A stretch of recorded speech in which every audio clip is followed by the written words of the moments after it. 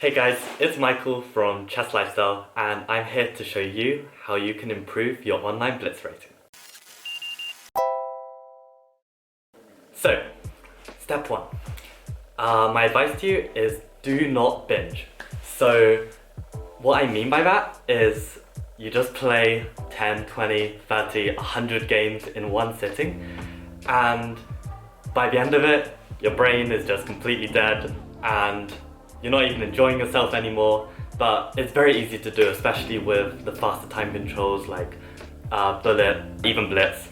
So yeah, my advice is just cut that out if you can. Step 2, don't rematch your opponent after you've lost to them. So my logic behind this is that when you lose to someone, you're obviously annoyed, and if you rematch, there's a good chance that they beat you for a reason, right? So there's a good chance they can beat you again. So to avoid getting tilted, just try and refrain from doing that. Like myself, firstly, I haven't even followed step 1 most of the time, but I'm trying to get better. But even step 2, like so often, like I'm just like, I just lost, I want to rematch. But in practice, definitely, if you want to improve your rating, don't do it. Step 3.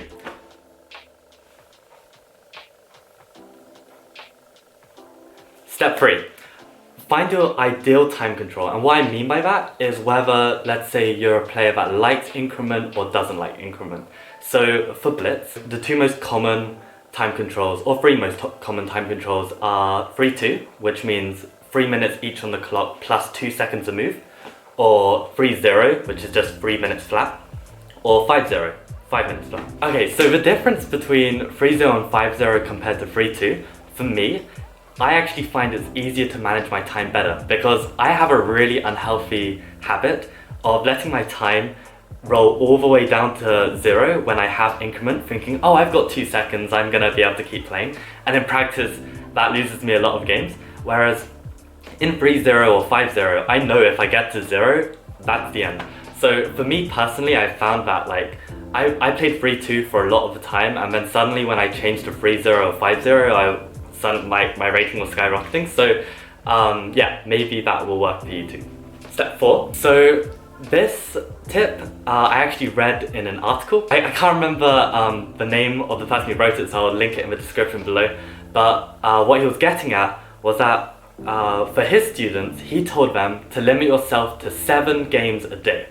And by limiting yourself to just only 7 games, what you in fact do is stop yourself from binging, stop yourself from getting tilted, and you can really focus on those 7 games. So for me, I didn't want to have it so limited, but I know for some of my friends who I've encouraged them to do this, it's actually worked really well for them. And step 5, speaking of friends, I would definitely recommend you ask your friends to review your online games. Because there's a high chance that they'll be able to spot something that you will have never imagined. So for instance, I had a friend that asked me to check out his games and he had no idea what was going wrong, and immediately I could see that these were Blitz games. Like, he was spending on some moves 30 seconds plus.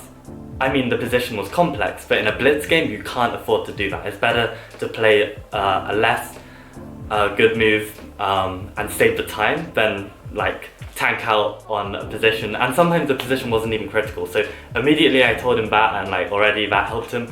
So yeah, try and reach out to your chess friends if you can. Step 6. So if you can, try and work on your chess overall. So try and spend some time evaluating your own strengths and weaknesses, and try and understand what kind of player you are so you can tailor the game to your own tastes. And I'll probably do more videos on this in future, probably with Dylan as well. There are many resources you can find to actually improve your chess, and obviously by improving your chess, your Blitz is going to improve as well. And even though it might be quite tiresome and boring to begin with, you might actually find it a lot more interesting than you may have first thought. Step 7. So this is a step that I haven't actually heard anyone tell me, I kind of just developed it by myself. Practice the time control that's a category faster than the time control you actually want to improve at. So what I mean is, let's say you want to improve at 3-minute chess, practice a bunch of bullet, and you'll notice as soon as you go from the bullet to the blitz, you'll be playing so much faster, and that time you save will be so helpful in your games. I actually guarantee with this one, if you play a load of bullet before you play your blitz, you'll just win a bunch of blitz games off the bat. And then you'll start feeling really good, and forget step 1, which is don't binge, you'll start to binge. And forget step 2, don't rematch, and you'll start to rematch, and yeah, things will go downhill. But hey, at least at the start, your rating will increase. Okay, step 8, oh my god. Step 8, have a solid opening repertoire. And what I mean by that is probably one that is ideally simpler, because in Blitz you're not gonna have time to work out the positional nuances between one variation or another. So just having an opening that's more like a setup will definitely save you time. So some openings I could recommend would be Baretti or English with white. So that's knight f3 or c4 on move 1. Or, and as black, maybe g6 for modern against everything. If you can, there are some really good courses. I'll link one in the description below. I looked at all of it, it was actually pretty good. It's called Short and Sweet by some random candidate master. There you go. Step 9, I would say you should try and choose one specialty time control to get really good at.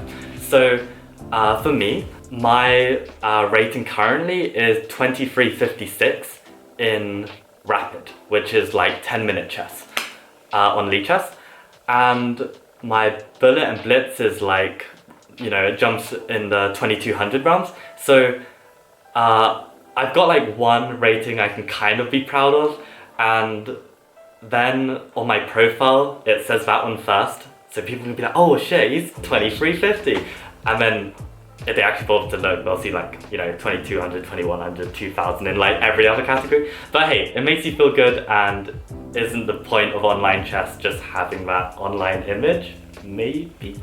And finally, number 10, my tip for you is to really actually focus when you're playing Blitz. And I know this sounds dumb, but the number of people who just kind of play Blitz passively, half watching a show or playing while on public transport where the internet can cut out 10 billion times.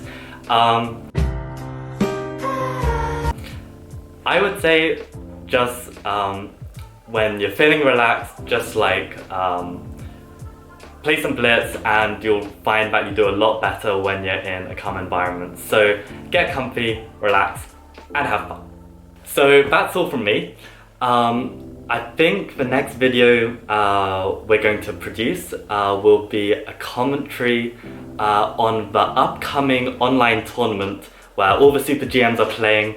I've actually forgotten the name of the tournament, but you can expect some live commentary on some of the best games on YouTube. So what we're trying to do with this channel is create some kind of vlog content and just general advice for someone who is trying to train, trying to improve, and perhaps wanting to reach the same goals as myself and Dylan, which is to one day become a titled player. So I hope you enjoyed this video, and stay tuned for more. Bye bye.